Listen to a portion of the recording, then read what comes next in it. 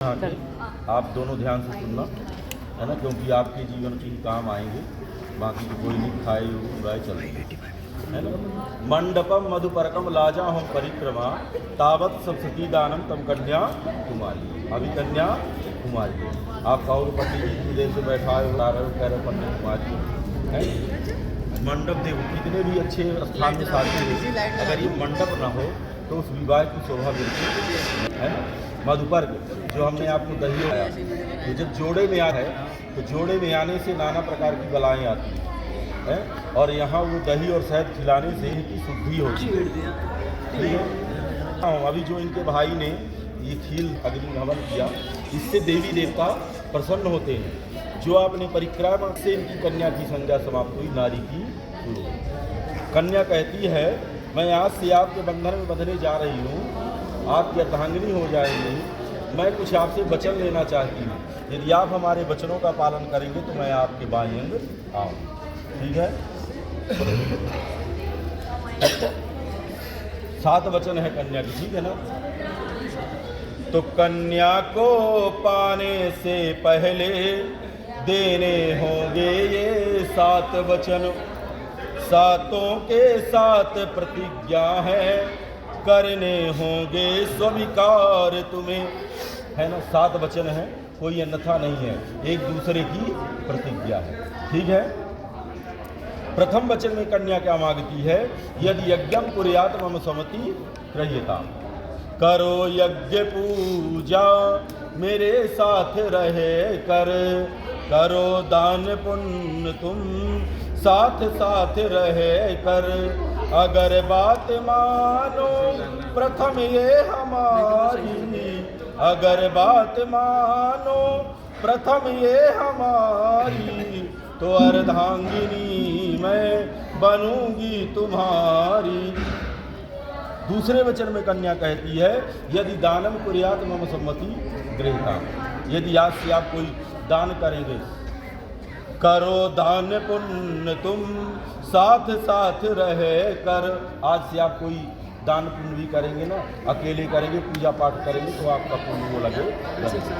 ठीक है। जब श्री रामचंद्र जी सीता जी वनवास में चली गई थी, उनको अश्वमेध यज्ञ करना था, तो उन्होंने क्या करी, सोने की सीता बनाई गई, है ना। और सोनों की सीता से सप्त ऋषियों ने उनका प्राण प्रतिष्ठा करी। अब हम लोगों के तो एक फूल खरीदने की हिम्मत नहीं है, पहले 2 लाख की वो है। तो जो भी आप दान पुण्य करेंगे साथ साथ ही करेंगे। तीसरे वचन में कन्या मांगती है अवस्था त्रय मम पालनम कुर्यात्। हर मनुष्य की 5 अवस्था होती है ना। बचपन, किशोरा, पौंड, यौवन और वृद्धा। कन्या कहती है 2 अवस्था हमारे माता पिता के यहाँ बीत चुकी है, त्रय यानी 3 अवस्था आपके यहाँ बीतनी है। उन तीनों अवस्थाओं में आप हमारा उचित ढंग से पालन पोषण करेंगे, है ना। आज से हम आपकी अर्धांगिनी हो जाएंगी। तो जब आदमी बंधन में बंध जाता है तो जो भी आपके पीछे साथी संगति होगी फीमेल वाली, यहीं से सबको छोड़ देना। ठीक है ना। जो बड़ी हैं बहन माता, जो छोटी हैं बेटी बहन, ऐसे जो है तो आचरण करना है। चौथे वचन में कन्या मांगती है धनादि गोपने मम सम्मति गृहीता। आज से कोई चीज़ भी हमसे छुपा के नहीं रखेंगे, है ना। जैसे बैंक बैलेंस, LIC वगैरह, पापा के पास कितनी मुद्राएं हैं, ठीक है, फ़ोन के पासवर्ड वगैरह, सारी चीज़ें हमें जानकारी होनी चाहिए, क्योंकि हम भी एक घर के सदस्य हो जाएंगे। ठीक है ना।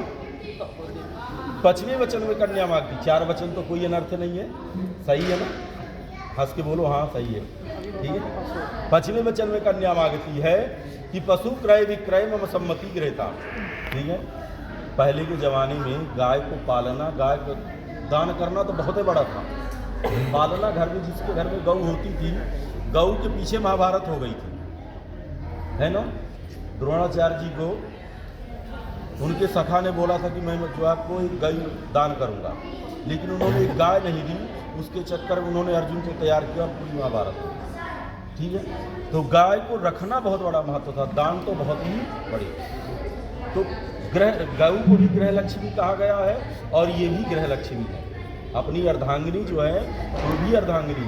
जैसे आदमी लक्ष्मी भगवान नारायण की माने देवी की ऐसी आराधना से वंचित रहता है, उसी तरह इनकी भी होनी चाहिए। ऐसा नहीं है कि माने अगर किसी की बेटी हम ले गए तो उसका अनादर करें, है ना, मान सम्मान होना चाहिए। दान ऐसा बड़ा होता है, कन्यादान जो देता है